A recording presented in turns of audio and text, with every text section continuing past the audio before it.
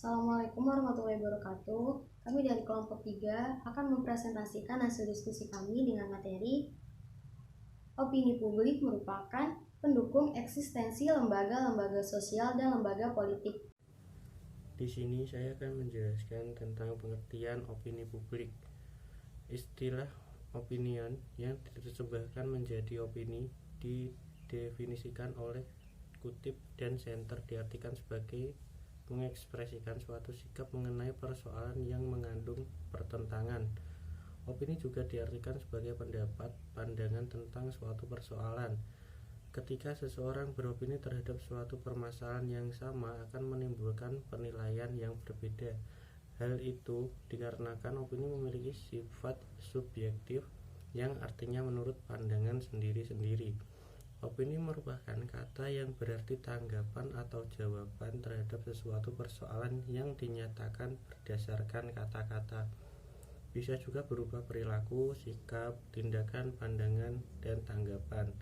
Sedangkan pendapat lain mengatakan opini adalah ekspresi sikap dengan melalui jawaban positif untuk informan yang mendukung jawaban netral dan negatif untuk jawaban yang tidak mendukung.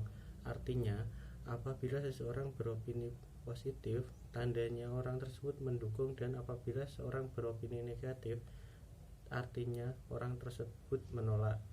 Istilah opini publik dapat dipergunakan untuk menandakan setiap pengumpulan pendapat yang dikemukakan individu.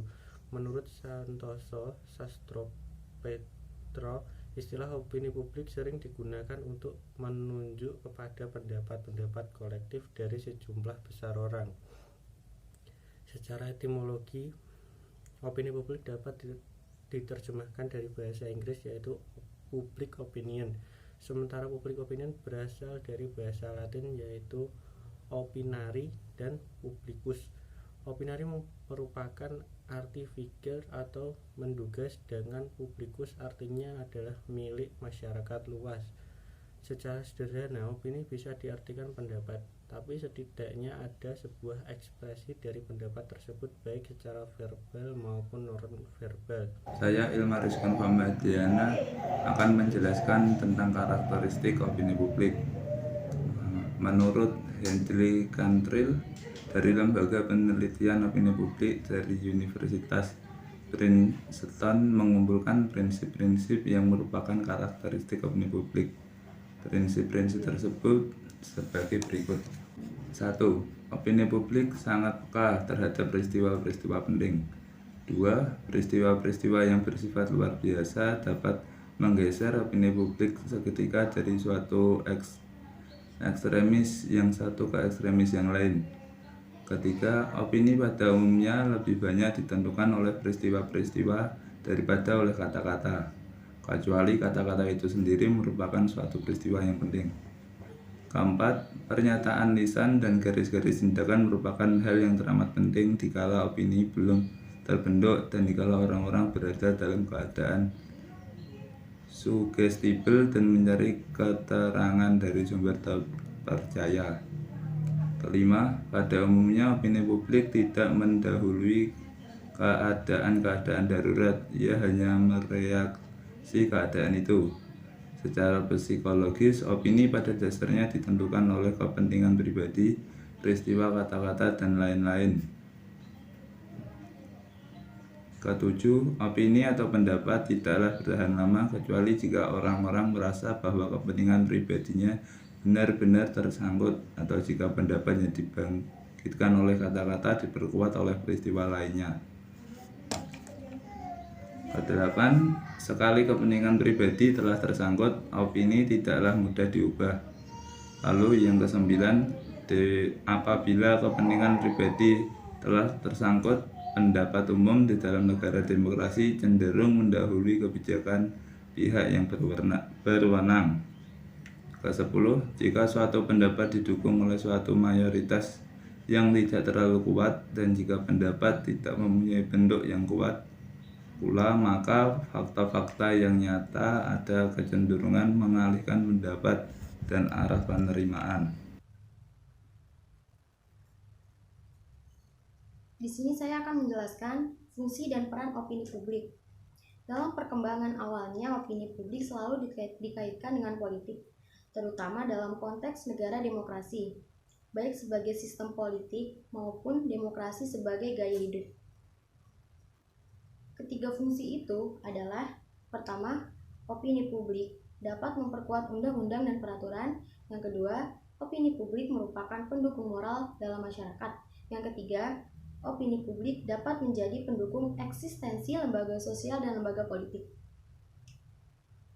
Opini publik juga berfungsi dan berperan sebagai pemancaran dan moral suatu masyarakat, karena moral memberikan standar nilai-nilai yang dianggap pantas dan harus ditaati oleh setiap individu. Opini publik sebagai sebuah kekuatan politik telah terbukti mampu mendukung suatu kekuasaan di Indonesia, dan juga terbukti seperti norma-norma hukum, adat istiadat, agama, dan kepercayaan memiliki kekuatan dan peranan dalam mengganggu kekuasaan. Bahkan, opini publik mampu menggulingkan rezim yang berkuasa. Oleh sebab itu, opini publik sebagai sebuah kekuatan politik di Indonesia juga telah menjadi realitas politik yang tercatat dalam sejarah kajian komunikasi politik.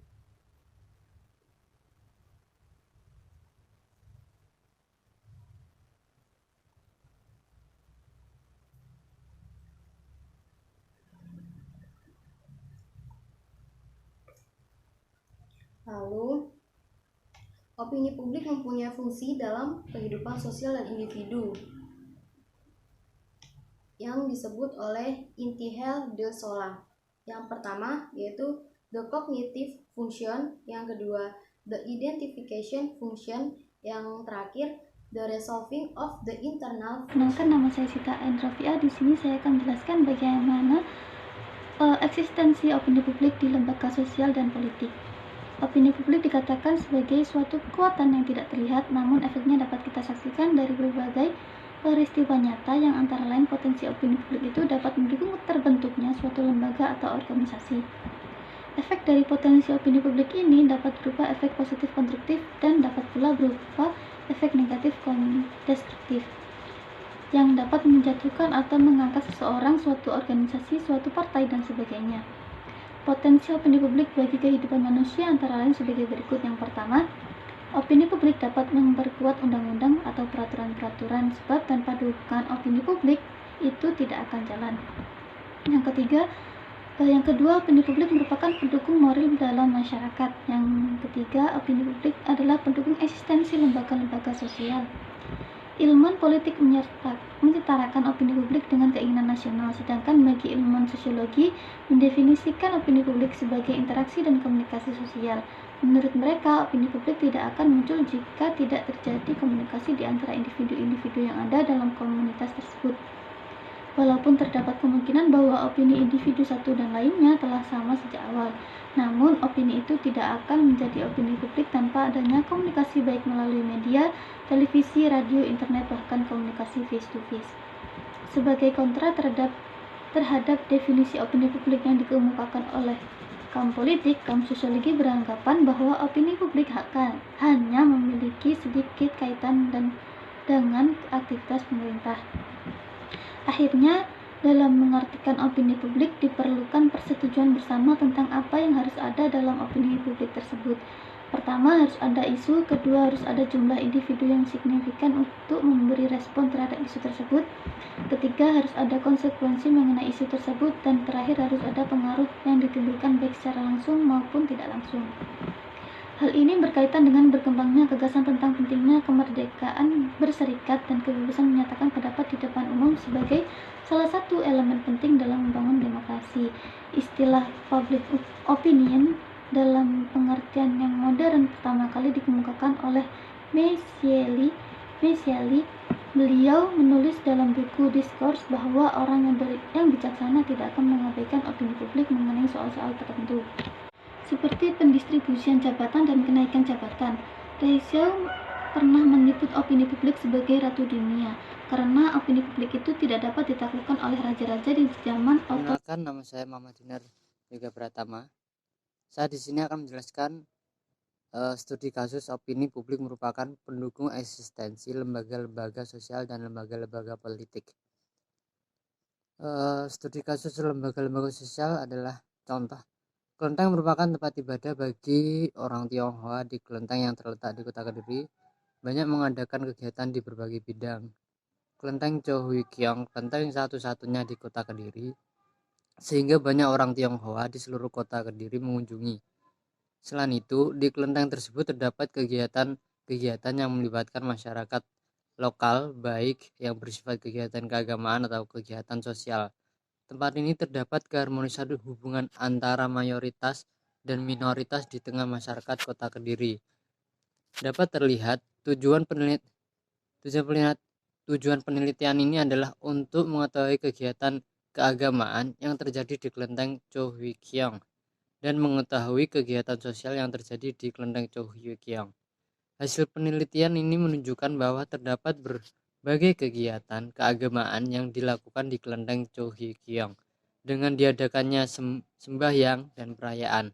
Kegiatan sosialnya adalah adanya membantu orang kurang mampu, pemberian sembako pada saat sembahyang.